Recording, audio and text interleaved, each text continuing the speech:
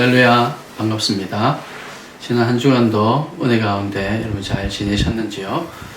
오늘도 하나님께 주시는 말씀의 은혜를 함께 나누고자 합니다. 오늘은 룻기 2장 8절에서 13절까지의 말씀 함께 나누겠습니다.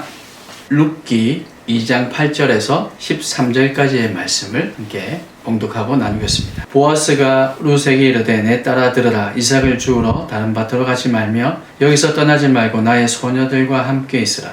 그들이 베는 밭을 보고 그들을 따르라. 내가 그 소년들에게 명령하여 너를 건드리지 말라 하였느니라. 목이 마르거든 그릇에 가서 소년들이 길어온 것을 마실지니라 하는지라. 룻이 엎드려 얼굴을 땅에 대고 절하며 그에게 이르되 나는 이방 여인이거늘 당신이 어찌하여 내게 은혜를 베푸시며 나를 돌보시나이까 하니 보아스가 그에게 대답하여 이르되 네 남편이 죽은 후로 네가 시어머니에게 행한 모든 것과 네 부모와 고국을 떠나 전에 알지 못하던 백성에게로 온 일이 내게 분명히 알려졌느니라. 여호와께서 네가 행한 일에 보답하시기를 원하며 이스라엘의 하나님 여호와께서 그의 날개 아래에 보호를 받으러 온 네게 온전한 상 주시기를 원하노라 하는지라. 룻이 이르되 내 주여 내가 당신께 은혜 입기를 원하나이다. 나는 당신의 하녀 중의 하나와도 같지 못하오나 당신이 이 하녀를 위로하시고 마음을 기쁘게 하는 말씀을 하셨나이다 하니라. 아멘. 오늘은 버려야 할 것과 붙들어야 할 것, 이런 제목으로 함께 말씀의 은혜를 나누고자 합니다. 우리 먼저 지난주에는 룻이 헛된 기대에 마음을 두거나 혹은 낭망하여 주저앉아 있거나 이런 것이 아니라 일어나 나가는 모습, 그 자리에서 일어나서 시어머니에게 내가 가서 어디 가서라도 뭐라도 해서 제가 입에 풀칠할 수 있도록 하겠습니다, 이런 마음으로 일어나 나가는 모습을 통해서 삶에서 드러나는 영성이란 바로 이런 것이다 하는 것을 우리가 함께 나누었습니다. 또 보아스가 룻을 부르는 그 호칭 내 딸아 라고 부르는 그 음성에서 우리는 하나님의 위로하심을 또 발견했습니다. 하나님의 위로를 경험한 사람은 그 사랑을 나눌 줄 알고 또 그 사랑으로 다른 사람을 다정하게 부를 줄 아는, 그래서 위로할 줄 아는 이 사실을 통해서 먼저 또 우리 하나님의 위로하심과 하나님의 은혜가 저에게 있기를 소망합니다. 그렇게 우리가 하나님께 기도하고 매달렸으면 좋겠다, 그렇게 도전하는 시간이었습니다. 그래서 오늘 본문은 그렇게 이제 부르고 난 이후에 룻과 보아스의 그 대화 속에서 하나님의 은혜를 발견하려고 합니다. 우선 당시에 추수하는 모습을 조금 잠깐 살펴볼 필요가 있습니다. 아주 잠깐 간단한 모습, 길게 우리가 살펴볼 것까지는 아닌데 추수를 하는 오늘 본문에 해당하는 모습만 우리 잠깐만 살펴보자면 일꾼 중에서 하인들 중에서도 남자들이 있고 여자들이 있을 거잖아요. 마치 남자와 여자가 한조로 움직이는 것 같이 그렇게 움직이는데 먼저 남자들이 밭에서 이 곡식을 이렇게 베어서 한 움큼씩 한 움큼씩 이렇게 벤 것들을 이렇게 땅에 놓고 또 그 다음 곡식을 이렇게 베면 그 뒤를 여자들이 따라가면서 그 한 움큼씩 놓아두었던 그 단들을 모아서 다발로 이렇게 묶는 역할을 주로 했다고 합니다. 그러면서 또 오늘 본문에 이 룻이 하는 것처럼 그 곡식단에서 떨어져 있는 그리고 상품 가치가 없는 그런 것들을 또 주어서 양식을 삼기도 하기도 했죠. 아무튼 이렇게 남자들이 먼저 앞서가고 베고 그럼 또 뒤따라서 여인들이 가서 다발로 묶는 이런 역할을 이런 식으로 움직였답니다. 그래서 8절 말씀 보면 보아스는 룻에게 이렇게 말합니다. 이삭을 주우러 다른 밭으로 가지 말며 여기서 떠나지 말고 나의 소녀들과 함께 있으라. 그리고 9절도 보세요. 그들이 베는 밭을 보고 그들을 따르라. 그 소년들에게 명령하여 너를 건드리지 말라 하였느니라. 목이 마르거든 그릇에 가서 소년들이 길어온 것을 마실지니라 하는지라. 지금 이게 보면 보아스가 룻에게 얘기하는 겁니다.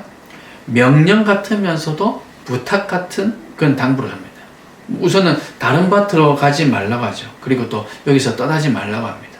다른 밭으로 가지도 말고 여기를 떠나지 말라 하면서 첫 번째 금지사항은 다른 밭으로 가지 말라. 우리 한글 성경에 지금 번역된 순서대로 보자면 첫 번째 다른 밭으로 가지 말고 두 번째 금기사항은 떠나지 말라, 그렇게 얘기합니다. 그런데 첫 번째 다른 밭으로 가지 말라 할 때에는 영구적인 금지를 나타내는 히브리어 로라는 금지어가 그 문장에 사용되었고 또 떠나지 말라 하는 이 문장에는 일시적인 금지를 나타낼 때 주로 사용하는 그 금지어인데 R이라는 이런 부정어가 사용되었습니다.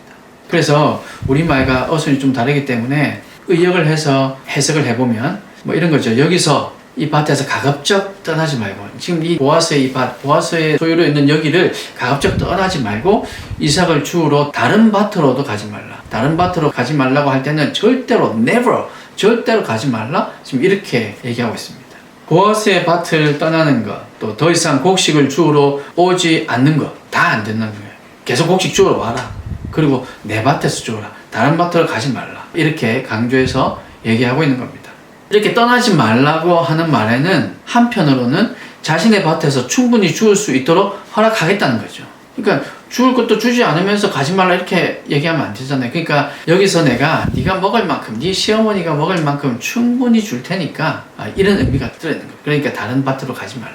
여기서 보아스는 룻에게 행동을 제한하는 것처럼 보이지만 사실은 더 큰 긍휼을 베풀고 있는 것이다 라는 것을 우리가 알 수 있습니다. 왜냐, 지난주에도 우리가 잠깐 나누었지만 다른 밭으로 가거나 해서 그 일꾼들 가운데 또 질이 나쁜 남자들은 많이 괴롭히기도 할 거고요. 또 성적으로도 그렇게 힘들게 하는 그런 경우들이 너무나도 빈번했기 때문에 보아스는 이 룻을 보호하기 위해서 제한하고 있는 거죠. 떠나지도 말고 다른 밭으로 가지도 말라.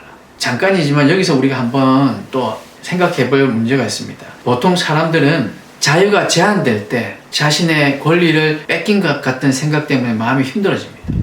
여러분 그렇지 않습니까? 이거 하지 마, 저거 하지 마 라고 얘기하면 왜 나한테 이것도 하지 말고 저것도 하지 말라고 하느냐. 특히 뭐 사춘기인 청소년들에게 뭐 부모님께서 너 이거 위험해서 안 돼 하면 나 그 정도는 괜찮아요 라고 막 얘기하면서 마음에 불편함을 겪고 화가 나기도 하고 뭐 그렇게 생각을 합니다.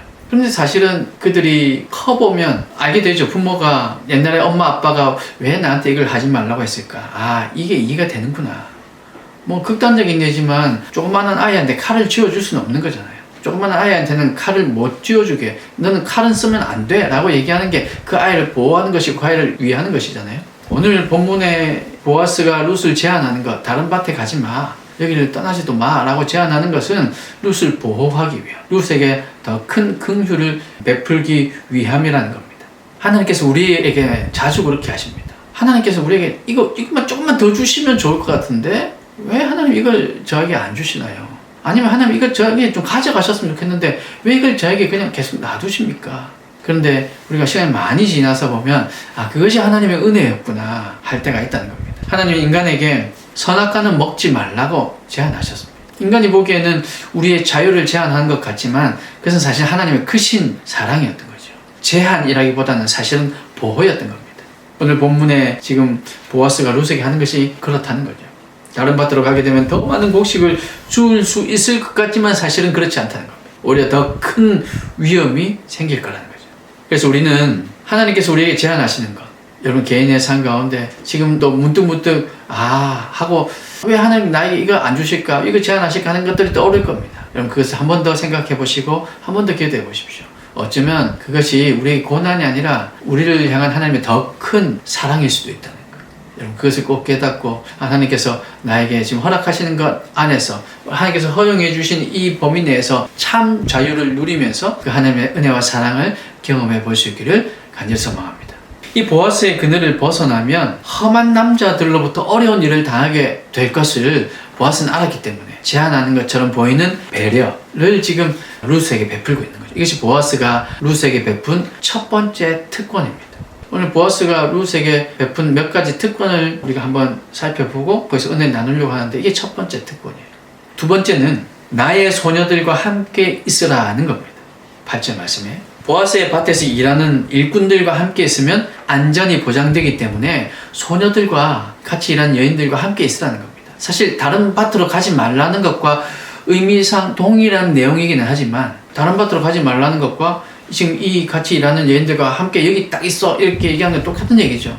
하지만 사실 이 문장에는 의미 있는 단어가 사용되어 있기 때문에 이게 제가 두 번째 특권이라고 말씀을 드린 겁니다. 여기에 함께 있어라 라는 이 말이 조금 특수한 의미가 담겨있는 단어인데 그게 뭐냐면 우리 1장 14절에서 룻이 나오미, 시어머니 나오미가 이제 너네 고향으로 돌아가, 친정집으로 돌아가 라고 했을 때 룻이 그럼에도 불구하고 나오미가 그렇게 가라고 함에도 불구하고 끝까지 시어머니를 붙들었다는 거죠.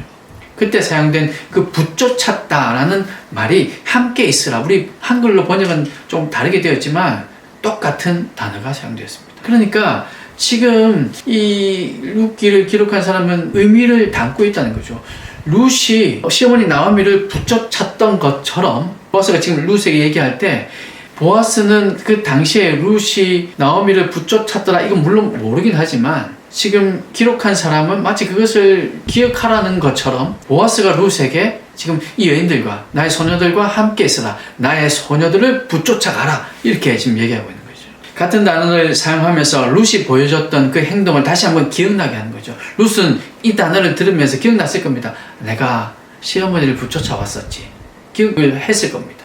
그리고 그런 것처럼 이 여인들, 이 소녀들을 붙여차라 라고 얘기하는 건데, 다시 한번 그것이 기억나게 하면서 붙여찼다라는 사실이 너의 효심과 그 의리와 긍휼을 알게 했고, 또 하나님께서 은혜를 베풀어 주셔서 여기까지 오게 한 그 원동력이 네가 시어머니 나오미를 붙여찼던 것처럼 이 소녀들을 붙여주면, 이 소녀들과 함께 있으면 마찬가지로 하나님의 은혜가 있을 것이다 는 것을 내포하고 있는 거죠. 그래서 지금 이것이 룻에게 허락된 두 번째 특권이라고 제가 생각해 봤습니다.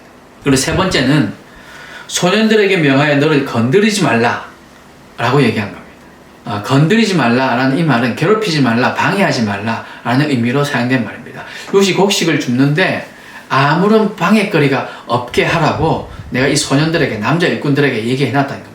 여기에는 우리가 짐작하는 것과 마찬가지로 여인들을 성적으로도 괴롭히지 말라, 또 다른 사람들로부터도 보호해라, 이런 여러 가지 의미가 다 내포되어 있는 겁니다. 이것이 보아스가 룻에게 보여준 세 번째 특권. 또 네 번째는 목이 마르거든 그래서 가서 소년들이 길어온 것을 마실지니라 입니다. 물이 귀한 시대였고 물이 귀한 나라였습니다. 물을 나눈다는 것은 조금 과장해서 말한다면 생명을 나눈다는 것과 비슷한 얘기입니다. 그만큼 귀한 것임에 분명합니다.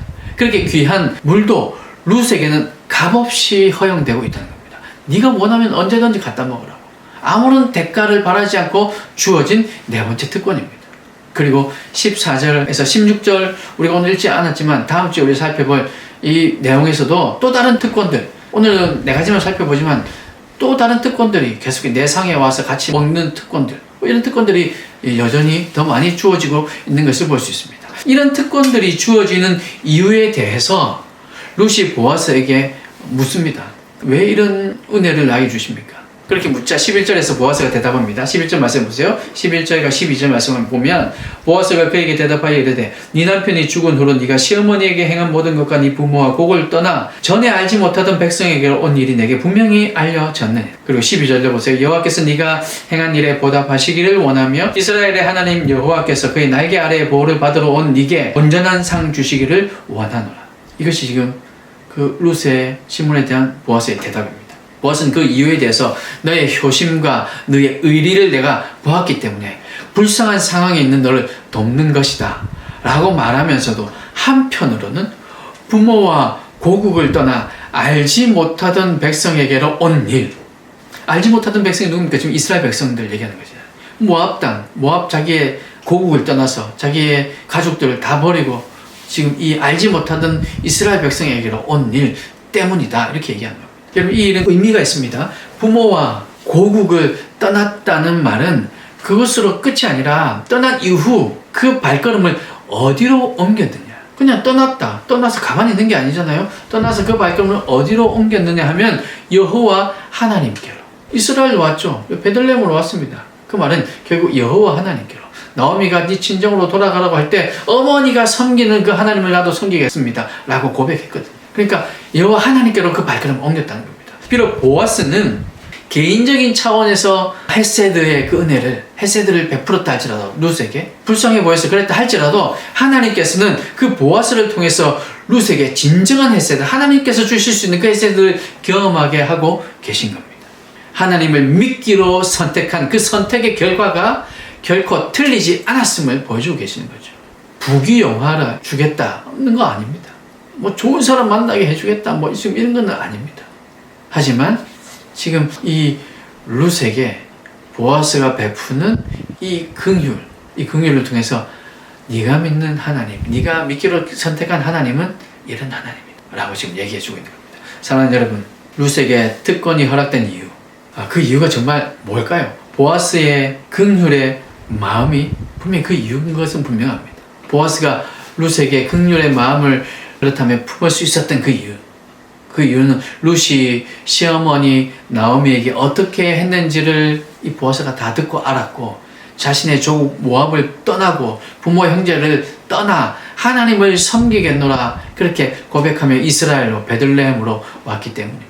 그리고 이 보아스의 마음을 통해서 하나님께서 룻에게 하나님의 딸로 살아가는 것, 하나님의 백성으로 살아가는 것이 무엇인지 보여주고 있습니다. 그리고 오늘 우리에게는 믿음의 결단이 얼마나 중요한가 하는 것을 보여주고 있습니다. 아브라함이 본토 친척 아비집을 떠나 하나님께서 가라고 하신 그 가나안 땅에 들어갔기 때문에 믿음의 조상이 될 수 있었죠. 얘기를 하자면 물론 길지만 만약 이 발걸음이 없었다면, 본토 친척 아비집을 떠나는 이 발걸음, 무슨 이유로 떠났건 간에 하나님께서 말씀하셨을 때 그 말씀에 순종해서 떠났던 그 발걸음이 없었다면 믿음의 조상이라고 일컬어지기 어려웠을 겁니다. 요셉은 형들에게 버려져서 애굽에 팔려갔고 노예로 죄수로 온갖 고생을 했지만 하나님과 동행했기 때문에 애굽을 다스리는 총리가 될 수 있었습니다. 다니엘과 세 친구도 여러분 아시는 것처럼 그리 아니하실지라도 하나님만 경배하겠습니다. 이방신을 섬긴 우상 숭배했던 그 음식 먹지 않겠습니다. 뭐 이런 믿음으로 죽게 나갔기 때문에 사자굴에서도 풀무불 속에서도 머리털 하나 다치지 않고 타지 않는 놀라운 은혜를 경험하게 되었고, 다윗도 사망의 음침한 골짜기를 다녔지만 그 사울을 피해서 그 힘든 시간을 보냈지만 목자신 주님을 의지했기에 내게 부족함이 없노라 그렇게 고백할 수 있었던 거죠. 본토 친척 아비집을 떠났기 때문에, 우상 숭배에서 떠났기 때문에, 죄에서 떠났기 때문에, 그래서 그 떠난 발걸음을 하나님께로 옮겼기 때문에 그럴 수 있었다는 겁니다. 오늘 우리가 누려야 할 특권은 무엇일까요? 오늘 하나님께서 우리에게 주시는 특권은 무엇일까요? 어떤 것이, 오늘 보아스가 룻에게 특권을 지금 주는 것처럼 하나님께서 우리에게 주시는 특권은 무엇이겠습니까? 예배할 수 있는 특권? 그렇죠. 물질의 풍성함을 주시는 거? 아니, 그렇죠. 근데 이 모든 것 그냥 한마디로 표현하고 가장 중요한 하나가 뭐냐면 성령님과 동행하는 것입니다. 날마다 성령님과 동행하는 것이죠. 날마다 우리와 함께 하시는 것을 경험하는 겁니다. 그러려면 우리는 떠나야 합니다. 그리고 그러려면 우리는 붙들어야 합니다. 여러분, 무엇을 떠나고 무엇을 붙들어야 할까요? 죄에서 떠나야 하고 편하고 익숙한 것에서 떠나야 합니다. 우상을 내려놓아야 하고 안전을 줄 수 있다고 착각하던 그 어떤 것, 그것이 돈이든 명예든 권력이든 그것이 학업이든 그 어떤 것이든 나에게 안전을 줄 수 있다고 생각했던 것에서 우리는 자유해야 합니다. 그리고 우리는 단 한 가지, 단 한 분 여호와 하나님 예수 그리스도를 붙들어야 한다는 겁니다. 우린 예수 그리스도를 붙쫓아야 합니다. 우리 주님을 붙들면 구원의 은혜를 경험하게 될 것입니다. 다른 밭으로 갈 필요가 없어집니다. 다른 밭에 가서 내가 또 어떻게 눈치 보며 곡식을 주울까 걱정할 필요가 없어진다는 겁니다. 주님께서 주시는 생수로 채워지게 됩니다. 그 소년들이 길어온 물 필요, 그것조차도 필요 없습니다. 주님께서 주시는 그 생수로 우리를 채우게 됩니다. 그 생수는 바로 말씀을 통해서 주시는 은혜인 거죠. 그러므로 여러분, 아브라함이 떠났던 것처럼, 룻이 떠났던 것처럼, 그리고 떠난 이후에 오직 하나님만 붙들었던 그 믿음의 조상들처럼 우리도 주님 한 분만 붙들 수 있기를 간절히 소망합니다. 여러분도 주님만 붙들 수 있길 바랍니다. 주님만 붙든다는 거 알지요. 그런데 살다 보면 순간 잊기도 하고, 그러면 또 주님만 붙드는 것이 무엇입니까? 그러면 다 아무것도 안 하고 그냥 예배만 드리고 그냥 기도만 하고 말씀만 읽어야 되는 것입니까? 여러분, 지난주 우리가 나눈 것처럼 삶에서의 영성이 발휘가 되어야 되는 거죠. 주님만 붙들고 우리 삶 가운데에서 주님께서 우리 마음속에 주시는 그 감동, 여러분, 하나님과 계속해서 교제하며 기도하는 가운데 떠오르는 생각들, 기도하는 가운데 주신 평소에 생각하지 않았지만 갑자기 들게 된 그 마음들, 말씀을 읽다 보니까 이 말씀을 전에 읽을 때는 그런 생각을 하지 못했는데 오늘 읽을 때는 이 말씀 속에서 이런 마음을 주신 것들, 이게 다 하나님께서 주시는 마음들입니다.